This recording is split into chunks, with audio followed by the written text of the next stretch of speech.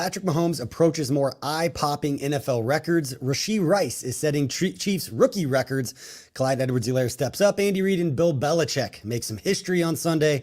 And a number of other Chiefs players earned their flowers. The Chiefs beat the Patriots on Sunday. And the Chiefs won. And at this point, that's all that really matters. That's enough. I'm BJ Kissel, and this is 10 Things to Know. This is KC Sports Network, proudly presented by Emprise Bank. Appreciate everybody for hanging out. I'm BJ Kissel. Doing this show solo as Haley Lewis is off doing big things, covering national championship games and such. So you're stuck with me on the live edition of 10 Things to Know. So please send your comments, your questions. Obviously, hit the like and subscribe button if you're watching on YouTube. Make sure to follow us on all your favorite platforms. Tell your friends about us. But we appreciate you for spending part of your Monday morning with us. And before we get started with this show, also want to send a thank you to Mission Taco Joint for sponsoring this show and for sponsoring the KCSN Foundation with our Feed It Forward program. We'll actually be at Hope Faith Ministries, the homeless shelter in downtown Kansas City tomorrow, serving tacos with our friends from Mission Taco. And they now have 3 locations in Kansas City, including their new one out in Leawood at Park Place. You can also get 10% off your order every Tuesday by mentioning KCSN at all 3 Kansas City locations. And you can also join us at the Crossroads location on Wednesday night from 6 to 10 p.m. along with our friends from Holiday Distillery for a party with giveaways, special raffle, all kinds of fun prizes. It does include a Travis Kelce jersey, and all of the money raised is going to a good cause as a percentage of the sales for the night, plus all the money raised from the raffle is going to benefit Braden's Hope. Braden's Hope is all about raising awareness and funding for childhood cancer research. 47 children are diagnosed with cancer every single day. Cancer remains the leading cause of death by disease among children under the age of 18. Only 4 new cancer drugs have been developed for children since 1980. That's their why. So if you're free on Wednesday and looking for something to do anytime between 6 and 10 p.m., come by and join us. I'll be there all night along with my family of lots of other people from KCSN. Tucker may even chug a seltzer if you drop by. We're having some fun for a great cause. So we appreciate not only Mission Taco Joint, but Holiday Distillery and Braden's Hope for allowing us to help support their program and all the great work that they're doing. So hope to see you all on Wednesday. Now, let's get into the 10 things. A lot of this stuff, either from social media, all the different analytics platforms that cover the NFL, and also from the Chiefs communications department, their game notes. So we appreciate all of those people for doing such great work. And again, appreciate everybody for hanging out on this Monday morning. Please send us your questions, your thoughts, whatever you want us to describe. I want this to be an interactive type show for anybody watching live. And then obviously more content for people listening to the podcast or watching the video after the fact. I personally I rewatched the game this morning on Monday. I was at my son's basketball tournament yesterday, trying to catch as much as I could on my phone while watching the game without sound. So I went back and watched it today and have some thoughts that I'll mix in here as well. But number one, Andy Reid and Bill Belichick made NFL history, as Andy Reid, Patriots head coach Bill Belichick, are the only 2 coaches in NFL history to have their teams meet when the coaches have a combined 500 or more regular season victories, and each of them having at least 200 wins in their careers. Entering Sunday's game, the pair had combined for 556 total regular season victories, with Reid owning 255 career regular season wins and Belichick owning 301 victories. The next closest pair is Don Shula and Tom Landry, who had a combined 496 total regular season wins when they met back in November of 1987. So pretty special to have the 2 most wins by head coaches to face off in a game. Obviously, Bill Belichick and the Patriots struggling this season. A lot of rumors about what's going to happen with Bill Belichick at the end of the season. You don't know how substantiated those are. I listen to guys like Julian Edelman and Rob Gronkowski when they come out and say they don't believe it's a done deal yet.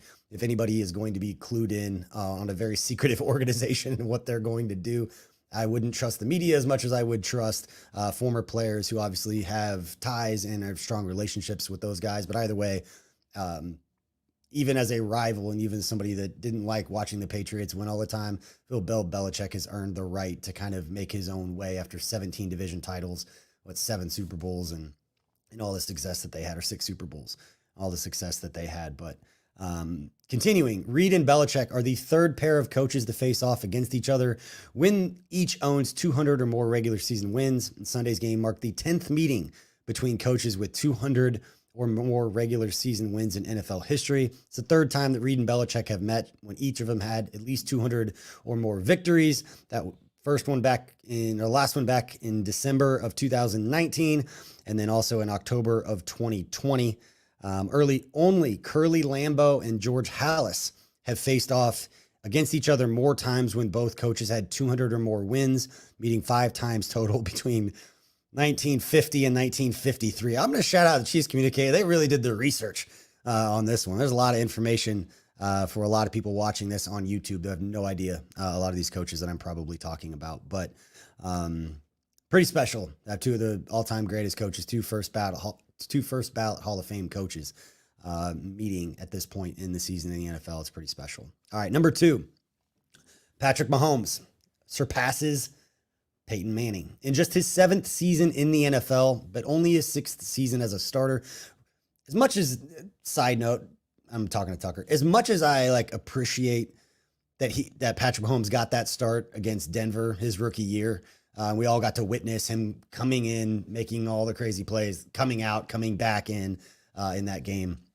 I can honestly say that it would be a lot easier when reading a lot of these stats if they hadn't have done that, because you talk about his rookie year and how many seasons he's been in the NFL, knowing he did make a start as a rookie, but doesn't really count when you're talking about a lot of this stuff. So there's always a disclaimer that it's only his 6th season as a full-time starter. But I digress.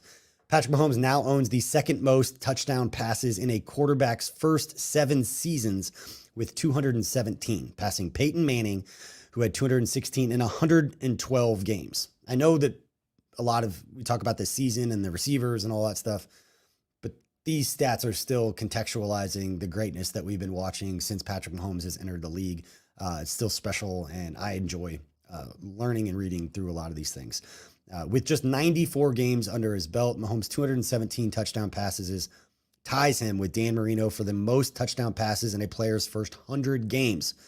So Patrick Mahomes has 6 more games to throw at least 1 touchdown pass to break that record. It's always Dan Marino when we talk about these pacing type things. Mahomes had 2 touchdown passes. Mahomes had 2 touchdown passes on Sunday, an 8-yard pass to Jerick McKinnon, and then a 6-yard pass to Clyde Edwards-Helaire. Mahomes finished the day with 305 passing yards, bringing his career total to 27,944 yards, earning him the 3rd most passing yards in a player's first 7 seasons. He finished the day with 27 completions. And again, the 305 yards and 2 touchdowns. So to recap, Patrick Mahomes actually needs 3 touchdowns to tie Dan Marino for the most touchdown passes in a player's first 7 years. And he has 9 games to do it. I like his chances, Tucker. He needs at least 4 to break the record, 4 touchdown passes in his next 9 games. Yeah, that's pretty good chances. I like it. He's just been slinging it. And then he's tied for the most touchdown passes in a player's first 100 games. That's the difference there. It's important to note that.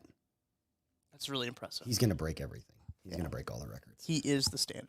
Yes. And most passing yards in the first 7 years in the NFL. Patrick Mahomes trails only Matt Ryan and Peyton Manning. Matt Ryan, his first 7 years in the NFL, played 110 games. Peyton Manning, 112. And Patrick Mahomes, doing some quick math, is about 1,498 yards shy of Peyton Manning for the most passing yards in his first 7 seasons. And he has 18 games shy. So a whole season to throw 1,500 yards, 1,498 to be exact.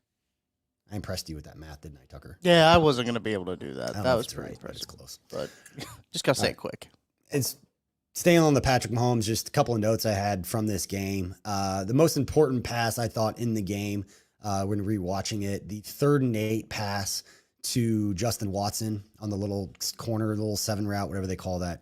They were down 10-7. It was in the second quarter. It was right after Jawan Taylor's false start, where Travis Kelce looked to the sky and said or thought something really positive, I'm assuming, about that. But it went from 3rd and 3 to 3rd and 8. Felt like there could be a little momentum. The Chiefs were trailing at the time, and it was just one of those, here we go again. And instead, offensive line does a good job, gives him time for that route to develop, and throws an absolute dot to Justin Watson. And then on that same drive, one of the other things that stood out to me, 3rd and 1.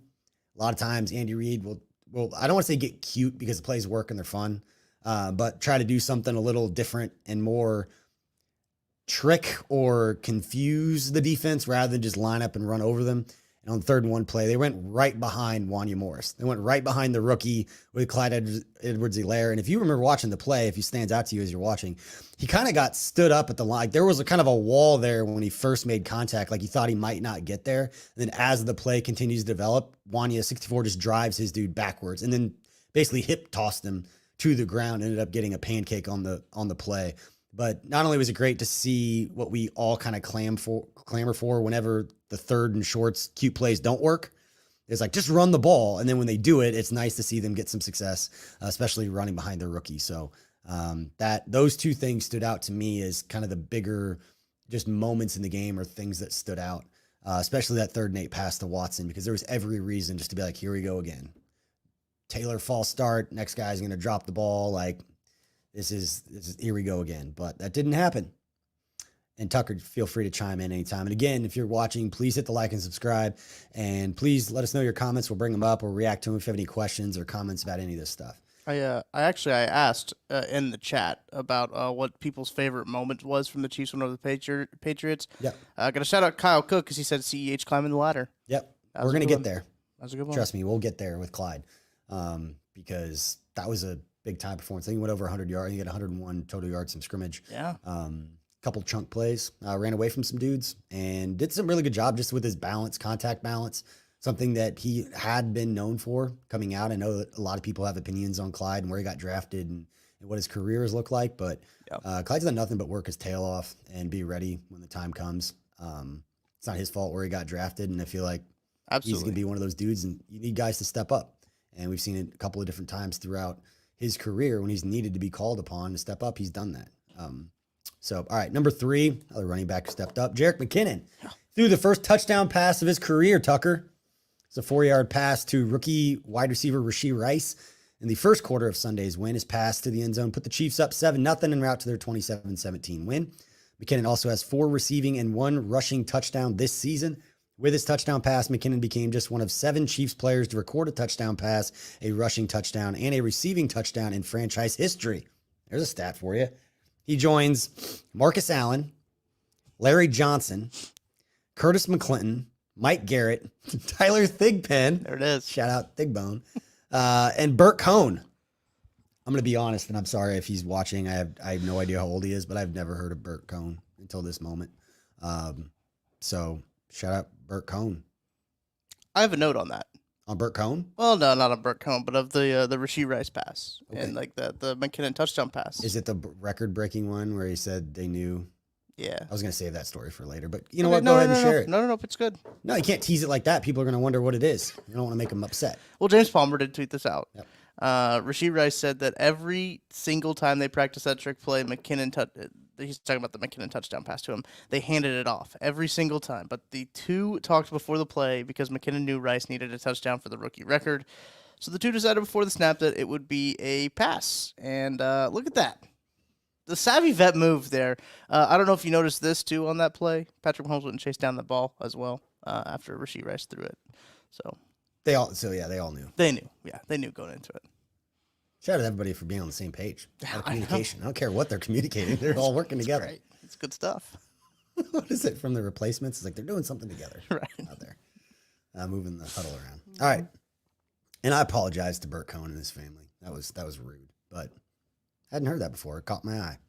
So, all right. And just a quarter later, McKinnon hauled in an 8-yard touchdown pass from Patrick Mahomes. Funny thing about that, he was wide open. You know who was more open on that play? It was Marquez Valdez-Scantling. Yeah. Like 8 yards of separation. Yeah. At least by the time he caught the ball. Who knows when he actually released it. But anyway, touchdown reception put the Chiefs up 14-10 with under a minute to play in the first half. Did see the stat during the broadcast that the Chiefs lead the league in scoring at the end of the first half. The 2-minute drills are scoring at the end of the first half, so that's a positive for the Chiefs offense. McKinnon became one of 3 players in Chiefs history to record a passing touchdown and receiving touchdown in the same game. Curtis McClinton and Tyler Thigpen back on Curtis McClinton was September 7th, 1963. And Tyler Thigpen was November 2nd, 2008. And McKinnon's touchdown reception marked his fourth of the season to go with run rushing touchdown on the year. He now has 20 receiving and 14 career rushing touchdowns. McKinnon had a well-rounded day with 3 receptions for 19 yards and a touchdown, 1 for 1 through the air with 4 yards and a touchdown, and 4 rushes for 11 yards. Tuck, you heard me talking about before that as the passing game struggled, this really surprised me that McKinnon didn't get more involved. But I can tell you, because I think it's the second time, either it's an iteration of the same kind of play, the formation may have been different. I'm really enjoying the Travis Kelce. It's almost like the leak route concept, but the screen, the big chunk play to Clyde Edwards-Helaire where everyone, Rashee Rice, all the defense went with Rashee and Kelce to the left. They throw the screen back to the right, and Trey Smith is just on his horse. He didn't end up like making contact or like finding somebody, but that dude was moving. I can't imagine being a DB and seeing Trey Smith, Creed Humphrey, and I think it was Joe Tooney with 25 yards to get their momentum going. Get out of the way. But huge chunk play. Yep. Shout out to them. But yeah, I've been surprised that we haven't seen more from Jerick McKinnon in the passing game as things have struggled. Well, here's a comment here from Go for KC Forever. McKinnon back to cooking at the end of the season. That's what Ken had said, that they were saving him. He's gotten older. Jerick McKinnon's been around a while. But yeah. He's dealt with injuries in his career too. He had that double ACL tear for that 1 year. He sat out for 2 years, and he's dealing with a groin issue. He had to sit out a couple weeks with, but yeah, finally getting healthy. You just got to kind of save him, and he's been a very key part of this team for 2 years. Absolutely. He's had like 9 touchdowns last year. It's insane. He had more touchdown catches than Justin Jefferson did last year. That's crazy. Think about that one. That's crazy. All right. Let's go to Rashee Rice. Speaking of touchdown catches. Oh, yeah. Rookie wide receiver Rashee Rice hauled in a 4-yard touchdown reception from McKinnon. We just got done talking about. Rice has now scored in back-to-back games and has 7 touchdown receptions on the season, giving him the most touchdown receptions in a rookie season in franchise history. Rice hauled in a 20-yard catch from Mahomes late in the second quarter for his 62nd reception on the year, passing wide receiver Tyreek Hill for the second most receptions in franchise history in a player's rookie season. He ended the day with 9 receptions. He now has 68 catches on the season, 3 shy of passing Dwayne Bowe for the rookie franchise record. That'll be another ball that they save for hopefully the next game, gets at least 4 catches to break that record. But Rice totaled 91-yard receiving on the day on 9 catches, bringing his season total to 754 yards. His 754 receiving yards ranked 3rd for a rookie receiving yards in Chiefs franchise history. Completed his day, like we said, 9 for 91 and a touchdown. And this stat is courtesy of a good buddy and senior team reporter for the Kansas City Chiefs, Mr. Matt McMullen. A McNugget from Matt. McDonald's really should get that figured out. Yeah, that's a good. That's a so many layup. years to get Matt's McNuggets set up because this guy is all over the stats. But Rashee Rice since week 12, again, according to Matt McMullen, 32 catches, 2nd among all NFL players, 334 receiving yards, 4th among all players, not rookies, players, 3 touchdown catches, 5th among all players. So pretty special, and no Chiefs rookie has ever had 1,000 yards receiving. He's 246 yards shy of that with 4 games to go. So if he keeps this pace up, he will be the first Chiefs rookie to ever have 1,000 yards at a time in which they absolutely needed somebody to step up. And Rashee Rice has been all over it. All right, let's move on to number 5, Clyde Edwards-Helaire. It shouldn't have waited this long to get to Clyde, but got to get some of those other Andy Reid, Belichick, the Mahomes all-time type stats. Got to get those out of the way. But Clyde Edwards-Helaire had a leaping 6-yard touchdown reception, getting up over Jelani Tave. I don't really know. Tucker's throwing his hands up like he has no idea. I apologize to him and his family not knowing how to. The Patriots linebacker to put up the Chiefs 24-10 with 9:22 remaining in the third quarter. This reception marked his first touchdown reception of the season and the 12th of his career. Edwards-Helaire also had 1 rushing end zone trip this season, bringing his career rushing touchdown count to 7. Early in the matchup, he helped the Chiefs get out to an early 7-0 lead when he broke loose for a 48-yard gain on a pass from Patrick Mahomes. And when we were just talking about with that screen pass, where that is a play that I am guessing we will continue to see, or better than that, Tucker, because there's iterations of this. I had one former Chiefs player tell me on the little like screens that they do to Kelsey, some of those like inside screens, and they fake the guys going every which way, that there were like 16 different iterations of that screen. And they've only, at that time, this was years ago, but they had only shown like 5 of them publicly. So like not even a third of the iterations of the half. So I bring that up to say that's the second time we've seen a very similar looking screen. There are going to be counters to that play that we will probably see before we see that one directly again. And I'm guessing it's going to work because the teams are gonna be like, oh, we've got this scouted. We know what's coming. And then it's, booyah, back the other way. So, all right, let's continue talking about that. Yeah. So the Chiefs offense converted the 48-yard gain into points just 2 plays later with the 4-yard pass from McKinnon to Rashee Rice. Edwards-Helaire's 48-yard reception sets a new receiving long for the 4th-year running back. He finished Sunday's matchup with 4 receptions for 64 yards and a touchdown to add to his 37 rushing yards on 13 attempts. A little surprised on that. Must have had quite a few runs that didn't go anywhere because he had a couple of chunk runs, it seemed like. Yeah. But either way, over 100, it was 101 yards from scrimmage from Clyde Edwards-Helaire with Isaiah Pacheco being out. I think Andy Reid said to the media that he had a clean up on his shoulder, but he expected him to be back after this week. Yep. So Clyde steps up, Jerick McKinnon steps up. It was great to see from those guys. And again, it is great to see all of you hanging out on this Monday morning with us for this special live episode of 10 Things. You might be doing these live going forward. A little fun. We don't really edit them anyway, so we just kind of record and then post. So it's always fun to have a little interaction. So please continue to shoot over your questions and comments, and we'll react to those here on the show as Tucker brings them up. But right now, we're going to take a quick break. We'll be right back after this. Thanks for listening to KC Sports Network. Make sure you download our new app. Find it on the App Store or Google Play. Just search KC Sports Network. All right, welcome back to 10 Things to Know here on KC Sports Network. I'm BJ Kissel, hanging out solo as Haley is busy traveling, coming back from calling the NAIA National Championship football game. So shout out to her, being a really big deal, doing a lot of cool things. But Haley will be back next week, don't you worry. All right, let's move on to number 6, Tucker. And it was nice to see Drue Tranquill back on the field, as early in the second quarter, Tranquill took down Patriots quarterback Bailey Zappe for a 7-yard sack.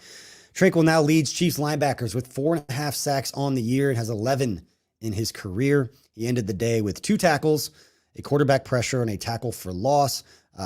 I specifically remember that. I don't think he played a ton of snaps. I saw some stuff this morning that he actually had less snaps than Leo Chanel as he's working his way back, obviously missing the last game with that concussion that was pretty scary at the time. So I don't know if it was by design, by, just personnel groupings, whatever the reason for it was.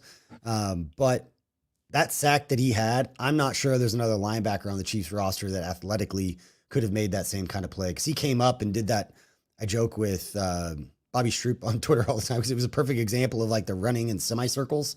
You see that like training thing that people do where they just athletically, the ankle flexion and running around. Like that was a perfect example of athletic fluidity is what I always called that because I didn't know another way to describe it, where players can run athletically at different angles instead of straight lines here and there. But great play there from Drue Tranquill. It was great to see him back out on the field and make some plays. We saw Chiefs linebackers make several plays as Willie Gay.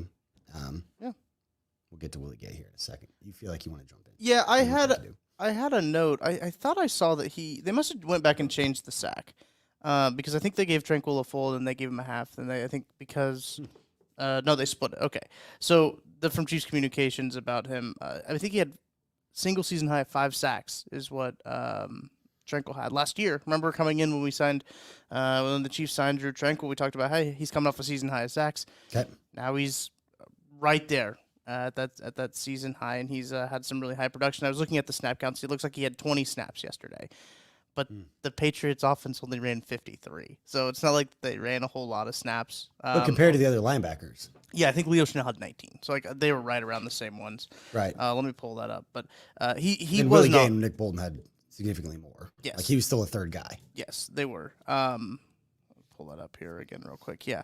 Nick Bolton had 43 snaps in the game. But then looking at the other linebackers, Willie Gay had 30. Okay. Drue Tranquill had 20. Leo Chanel 19. And it looks like those were all the linebackers that got snaps. Yes, it was. Yeah, like I said, it could be a formation personnel grouping type thing. And that'll be for the lab, Only Weird Games, the defensive breakdown. They talked about that a little bit. Make sure to subscribe to the YouTube channel. We've got Derek Johnson and Mike DeVito, Craig Stout coming on, breaking down the defense. Chase Daniel and Matt Hamilton breaking down the offense each week. A lot of cool content here on the KC Sports Network YouTube page, if that's where you're watching. But yeah, those film nerds will break it all down. The rest of us will just kind of throw the numbers out there. And as the week progresses, you'll get more and more in-depth information about why these things are going on. But another good one here at number 7, Charles Omenihu.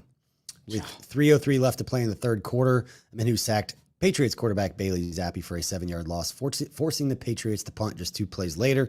His sack marked 3 consecutive games with 1 sack and ties his career high in sacks with 4.5 so far this season. Omenihu was active in the backfield with 2 tackles and 2 quarterback pressures and a forced fumble. Pretty impressive that he has a career high in sacks with 4 left to go, and he missed the first 6 when he was suspended. So I have said it multiple times, and I will continue to say it, that Charles Omenihu was who I thought was going to be the most impactful player they added this offseason because of athletically what he can do, playing around Chris Jones, the stunts, the twists, whether he's playing inside, whether he's playing outside. And this one was impressive because that sack came from the outside. Either the double hand swipe. Is there a more technical term for it, Tucker?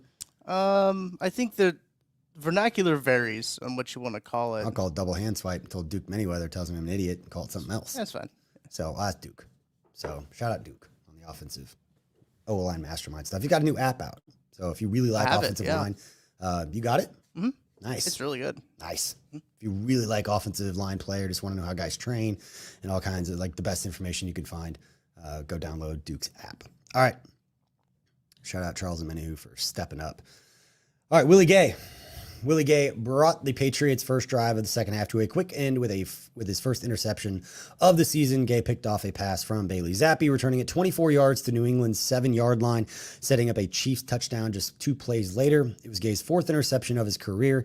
He added 2 tackles and a pass defense in the Chiefs' 27-17 victory. Tucker, I've said this before that we were talking on the phone last night after the game that that interception, which is great on Willie to catch it, just a horrendous throw-in decision from Bailey Zappe, if we're being honest. But that play and then the strange call on the Sky Moore fumble that I don't understand. Yeah. The Chiefs benefited in both those. So I felt like those were the 2 kind of turning point type plays that if either one of those go the other way, we might be talking differently about this game, or at least may have sweated it out a little bit more than we had. But again, you talk about margin of error. From all the plays we've talked about, you can talk 5 or 6 plays that made the difference in this game. Absolutely. You look at the Willie Gay interception. I had tweeted out like at 10:30 in the morning that I thought the Chiefs defense was going to get a defensive touchdown. Willie Gay was so close. If he would have cut back inside, I think he would have got it, but he just ran out of bounds. But the fantasy team could have used those points. Playoffs. Great play by Willie Gay, and he was just in the hip the whole time, and it wasn't a great throw, right? But he caught it. You still got to catch the ball when it's thrown at your chest. We've seen several people not catch the ball when it's thrown at their chest. He finished it out, finished the play. Thought he played really well, flying around out there, getting the interception, everything. Almost had another interception with Jerry Sneed, but yeah. Right. I got a fun note about Bailey Zappe, but we can wait till the end about it. We'll do the next 2 are pretty quick, okay. And then we'll take on any questions or anything from the folks watching out and about. All right. This one is another Mahomes stat. This via NFL communications in the email that they sent out. Thank you, John. It's good to see you too, sir. I saw your avatar. I don't see you. That'd be weird. But Patrick Mahomes, currently in his 7th season, 6 as a starter. Got to add that in there every time. Has 45 career games with at least 300 passing yards. And for those keeping score at home, I think we said he's played in 94 career games. He has 45 career games, at least 300 yards passing. That wasn't the stat. But he is now tied with Matt Ryan with the 45 games for the most such 300-yard passing games by a player in his first 10 career seasons. Let's say that again. Patrick Mahomes, yes, it's his 7th season, only really 6 as a starter, and he's already tied for the most 300-yard passing games in NFL history for a player in their first 10 seasons. So, in his next 3 seasons, according to this stat, or 4 if we're doing it the way, because he only started 1 game his rookie year, 4 seasons, he just needs 1 more 300-yard passing game to have that record. I really like chances there, Tuck. That seems like it's high probability. If you're betting on that one, that's like a minus 1,000. Christian Gumminger comment. Patrick Mahomes might be good. Yeah, breaking news. Hashtag analysis. Patrick Mahomes, a good football player. All right, and number 10 per our friend Nick Jacobs over there on Twitter or X. I'm always going to be Twitter. You can't say you're Xing. Tweeting. I've made the conscious decision to always call it Twitter. Like I'm just not going to change. Maybe that's like a boomer in me a little bit, but like I'm just like not going to change. You're 24 years old. Yeah, I know. 5. 25. Excuse me. Yeah. 25 years old. All right. Anyway, per Nick Jacobs on the Twitter. With the win today, or with the win on Sunday, it was tweeted yesterday, it was on Twitter. Andy Reid has locked in his 11th consecutive winning season for the Chiefs. Yeah. It is his 20th overall winning season in 25 seasons as an NFL head coach. He has had a winning record 80% of the time, 80% of the seasons that he coaches. And that's overcoming quarterback injuries, all kinds of crap, where he gets it done. All he does is win. He was an offensive line. He was an offensive line coach before he became a head coach, right? Like he wasn't a coordinator. He has never been a coordinator. This is one of those fun things that people forget. Andy Reid has never been an offensive coordinator. Right. When he was hired, I remember because I wrote the long form when I worked for the Chiefs on Andy Reid. I wrote like 15,000 words. Another thing I'm proud of. Look, I wrote the most detailed, longest thing to this point ever written about Andy Reid. But at the time he was hired, he was the first coach to be hired. He was the first guy to be hired as a head coach in more than a decade at that time that had never been a coordinator, whether it was special teams like John Harbaugh, and never been an offensive or a defensive coordinator. He went straight from offensive line coach or his tight end coach to offensive line coach to quarterbacks coach, straight to the Eagles as head coach. That's insane. So shows the power, that Mike Holmgren has to be like, the dude's ready. Yeah. And how organized that Andy Reid was. He had like 3-ring binders of organizing how he would handle every single situation of like, here's the bye week. Here's what the game on Saturday. Here's what the week looks like. And he's going into like a job interview where you just try to say the right things. He's like, I have this stuff planned out. I've had this planned out for as long as he needed to be ready, that when his time came, he'd be ready to go. And ever since he came to Kansas City, he has had the team ready to go. 11 straight winning seasons with the Chiefs. And I bring that up not to get on a high horse or to preach here a little bit, but I know the expectations of what Chiefs fans have come to expect from this team, and that offensively not meeting a lot of the standards that we have for them, but specifically the standards they have set for themselves. This team is still winning. This team has got a 2-game lead in the AFC West division with 3 to go. They are going to get a home playoff game.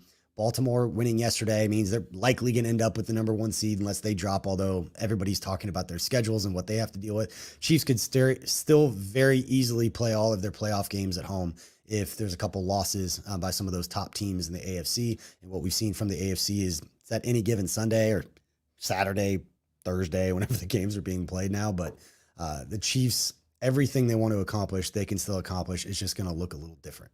And we want to see them playing their best football towards the end of the season. Wish we'd see things like Kadarius Toney catching the football. Tucker and I were talking about this before we recorded. As much as frustrating as it is, talk about Kadarius Toney, talk about Sky Moore and all those things. The Chiefs are going to go into the playoffs. They're going to win, and we're all going to be cheering. It's because some of those guys that we've been criticizing all year are going to step up and make plays. Same thing happened last year, thinking that we weren't going to win because Sky Moore couldn't catch a punt. Couldn't not do that, or we couldn't make a field goal. We couldn't get the hold right. Whatever the reasons were, they were going to hold us back. They got it done. It's just about getting it done in the moment and maintaining confidence, whether that's making Kadarius Toney a running back at this point, just get the ball in his hands, because athletically, he's one of those few guys that can make things happen and score anytime he gets his hands on the football. And that's why they're going to keep putting him out there, because athletically, the dude is just different than everybody else. But I know we all saw the reaction from Patrick Mahomes. Again, a very human type response to that situation. But the alternative, there's nobody else. You can't just sign somebody off the street to come in here and make plays. So it's going to be these same guys. It's just about maintaining confidence in them. And as I've said quite a bit, and other people have as well, these guys are always one big good game away from redemption. You get to the playoffs and Marquez Valdez-Scantling goes off for 110 yards like he did in the playoffs last year in a big moment. People are going to forgive and be like, you know what, he stepped up when it mattered. Same thing with Kadarius Toney. He's going to go out, makes a couple big plays, scores some touchdowns in the playoffs, and people we'll praise him again. That's just the nature of what's going on. You could be mad throughout all of it. You could be frustrated during the game, but throughout the week at this point, there's nothing we can do about it. Win in advance, survive in advance at this point, and win one more game. Hopefully the Broncos lose and you can wrap it up and make sure nobody gets hurt in that week 17 game, depending upon what happens with the rest of the AFC. And be ready to go for the playoffs. All right, Tuck, what do you got on old Bailey Zappe? Well, this is a little interesting nugget that I don't think a lot of people know. This is just a little bit of context into who Bailey Zappe is. Did you know, went to Western Kentucky. I knew that. He was actually at the East-West Shrine Bowl when we were there. Bailey Zappe was. I didn't know Tommy DeVito was there either. Yep. So was Aiden O'Connell. Listen, they've got Brock Purdy. And they've had some quarterbacks that have been playing. Brock Purdy might win the MVP this year, which is kind of crazy. Every time I see Aiden O'Connell, I just think of him in the breakfast buffet, just practicing by himself. It's incredible. And then he ends up in Vegas. Good dude, just does not fit the Raiders at all. No. Again, neither did Derek Carr. Maybe that's good. Maybe that's a good thing. No. Anyway, Bailey Zappe went to Western Kentucky. He's a hilltopper. Did you know he has the NCAA single season record in passing yards? 5,967 yards for Western Kentucky in 2021. I always figured he was one of those Hawaii guys, like Colt Brennan. Colt Brennan. So Colt Brennan's in number 11 all time in career. Number 8 in single season. Wow. And Tommy Chang is number 2 all time. Tommy Chang is a head coach right now. Actually, fun fact. He was at SMU, wasn't he? I think so. I think he was, but he's now the head coach there. They had a whole lot of turmoil at Hawaii, and he kind of took over and is starting to steer the ship back. So, yes, he was at SMU as a GA, actually, and then went to Nevada for a little bit. All right. Pretty good stuff. And shout out the Heartland Thunder 8-and-under basketball team for coming down with the tournament championship. It's my son's basketball team. And Tucker, I know you're just a few years older than Carter. Just a couple. But for anybody who's a parent, like watching your kids go out and like compete in anything and like take what the coaches say and like have it kind of click. They're at that age now where things are starting to click. It's so much fun to watch. But my son saw other kids on our team high-fiving the players on the other teams when they made a good play. And like, it's so refreshing to see like just good kids being good kids and parents and like the whole deal. It was an awesome weekend. Just in my feels about being a dad. And it was awesome for anybody that's experienced that or is lucky enough to have experienced that before or experienced that in the future. There's nothing like it.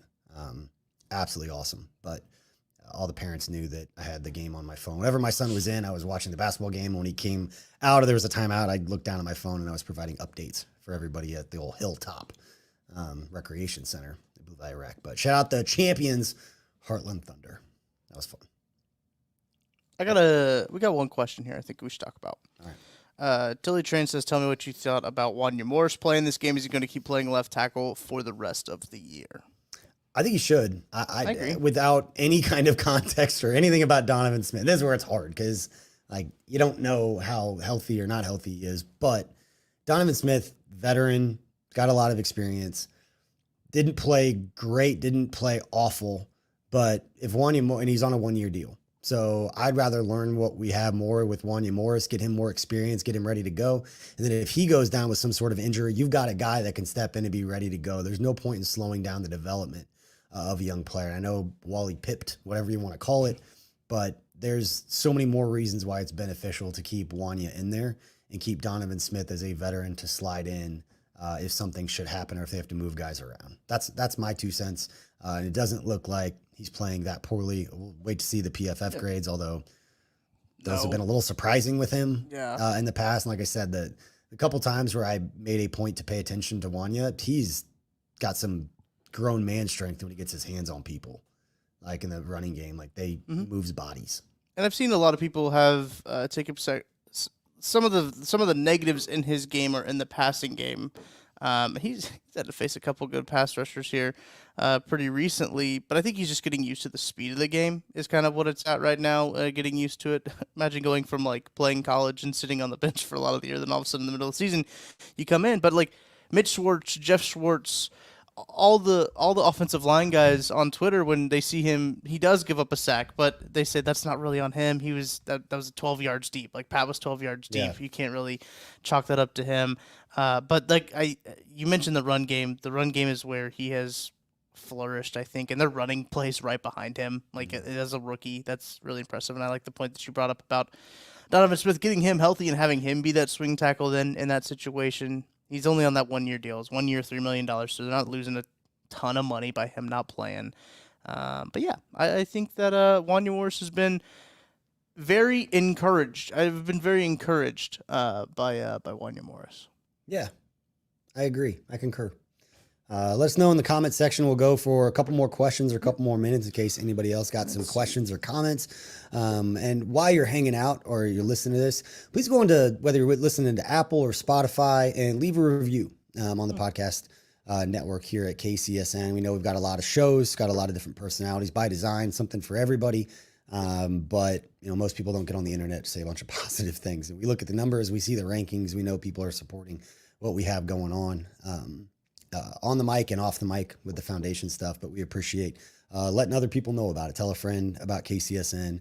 All of it helps, and it helps us grow and be able to do more cool things, not only content-wise, but also in the community. And again, if you've got nothing going on Wednesday night, come join us at the Mission Taco Joint Crossroads location for a little party with our friends from Holiday Distillery. There's the graphic for you. Got 5, I think, different packages I think we have a graphic that we'll post later today on our Twitter account at KC Sports Network, but a lot of cool items, both from Holiday and Mission Taco and from KCSN, including a Travis Kelce jersey that you can win. All the money goes towards Braden's Hope, doing research and funding for childhood cancer. So we'll be there. Tucker will be there. I'll be there. My fam will be there. I know we've got some other special friends from KCSN that will be there on Wednesday night. Again, I think it's 6 to 9 p.m., I should say. I keep saying 6 to 10. 6 to 9 p.m., come grab a cocktail, some tacos, come hang out for a great cause, and we're going to raise some money and talk a little Chiefs, I'm sure. Probably. All right. We got any other questions or comments we want to bring up, Tuck? Yeah, Christian Govinger asked us this question. Should the Chiefs re-sign Snead today? Ooh, it's a good question. Man, he's physical. He's fun to watch. I don't know. He's going to get paid. He's going to get a chunk of money, and it's really difficult.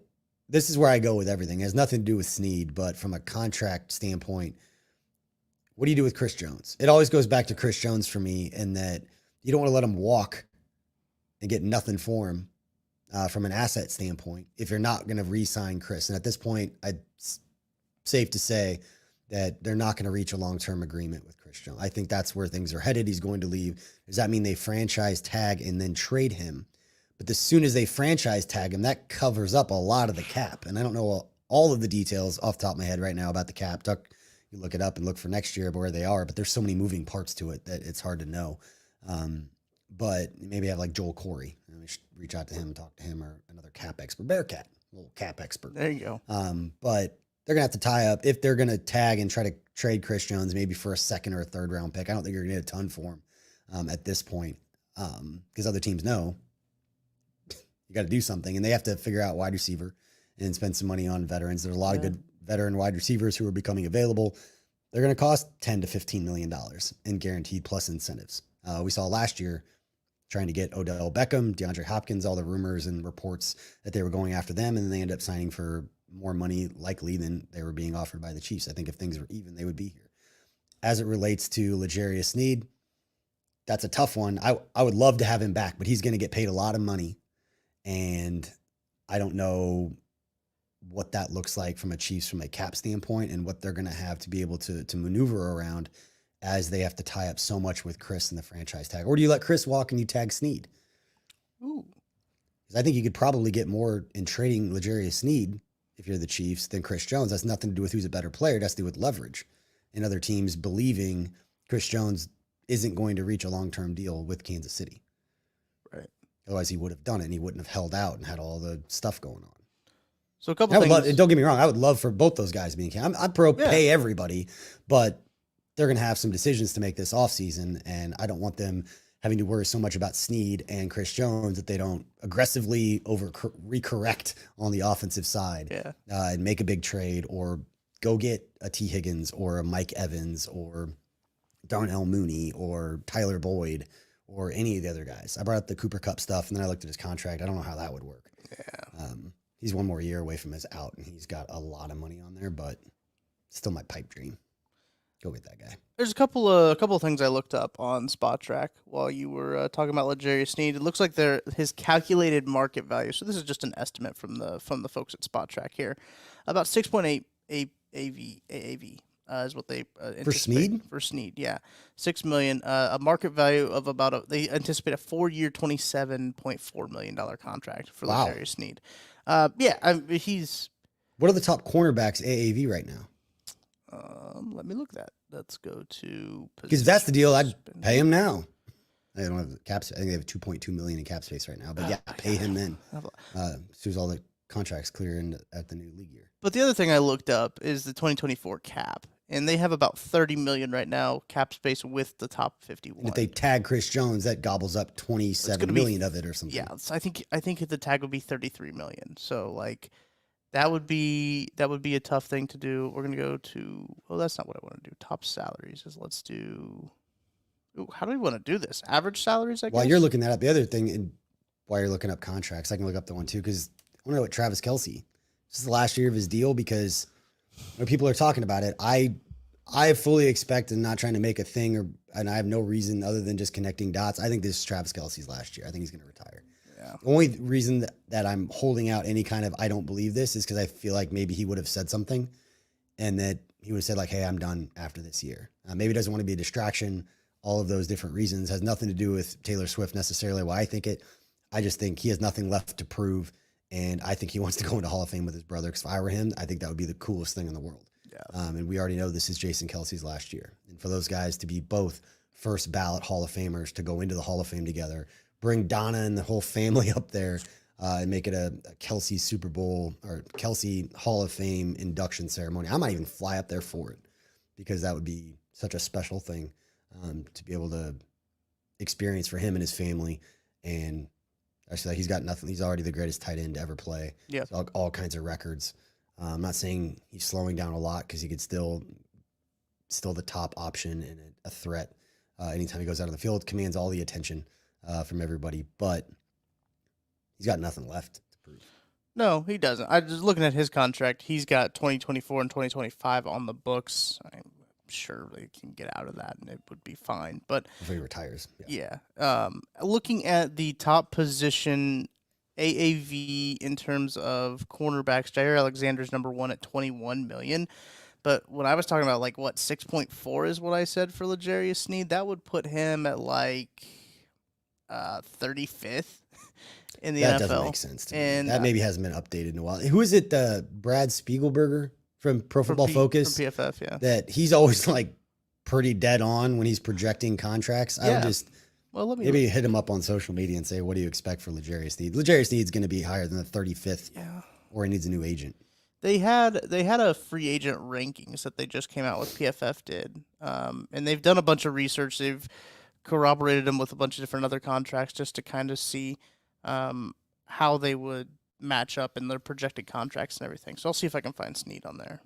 All right. While you're doing that, we appreciate everybody for hanging with us towards the end of this show. This is going to be the last point we're going to make, and then we're going to wrap this up. But don't forget, Only Weird Games will be going live, I believe, around 4:30 this afternoon here on Monday. Yeah, that's when they generally do it. And then the KC Lab will be going live at 8 p.m. Tonight. So you get more takes and thoughts on the Chiefs win over the Patriots. No, this skewed towards the positive. Didn't spend a whole lot of time talking about Kadarius Toney and some of the frustrations with the Chiefs offense because they won and most of the records and things like that as to how this show is set up isn't against that. And I'm generally pretty optimistic anyway. It takes a lot for me to get pretty negative. And that being said, I will shout out because I've been critical of him and he didn't make a ton of plays yesterday, but Marquez Valdes-Scantling, the coaches talk about him doing other things that helped them win. A couple of Rashee Rice's plays where he picked up some yards after the catch. Marquez Valdes-Scantling is working his tail off blocking downfield.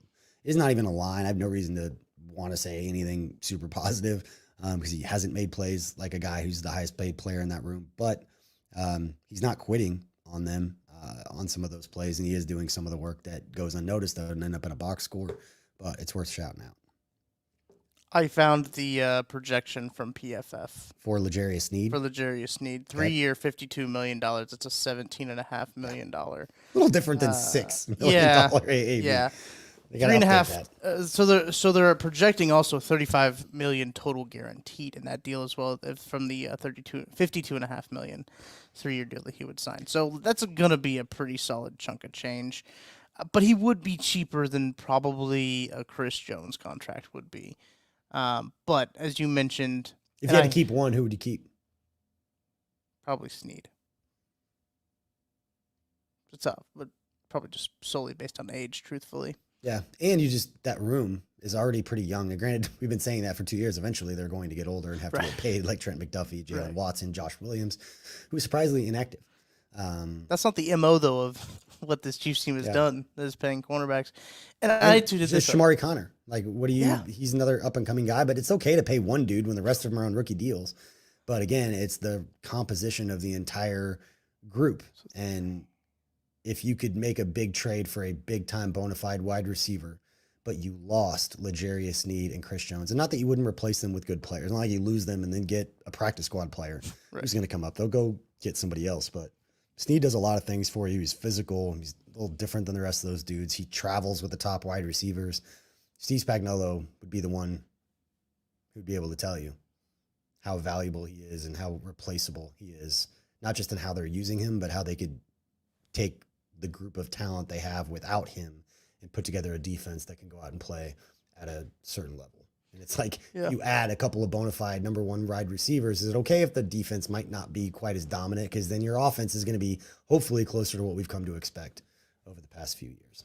All right. Do we have any other comments we want to bring up or questions or anything before we say goodbye to everybody again? Appreciate all you for hanging out. I think we're good to go. All right. We appreciate everybody for watching live or listening to the podcast afterwards. Hit that like and subscribe. Follow us on your favorite platforms. And if you are listening to the audio, please take a minute if you enjoy what we're doing and leave us that 5-star review on Apple Podcasts. Drop some notes. For the folks who are checking it out, we appreciate here with 2 weeks left that for the second straight year, we are the highest Chiefs rated podcast network out there. And that is because of your support. And we appreciate you. Appreciate Tucker, Joel, and all the folks at KCSN who make all of this stuff possible. Hope you all have a great last holiday week. For those with kids, have probably a couple days of school and then they're out. So hopefully you find some time to get away and all that stuff. But we appreciate your support. Hopefully see you Wednesday night. Come say hi if you're there, and we'll see you later.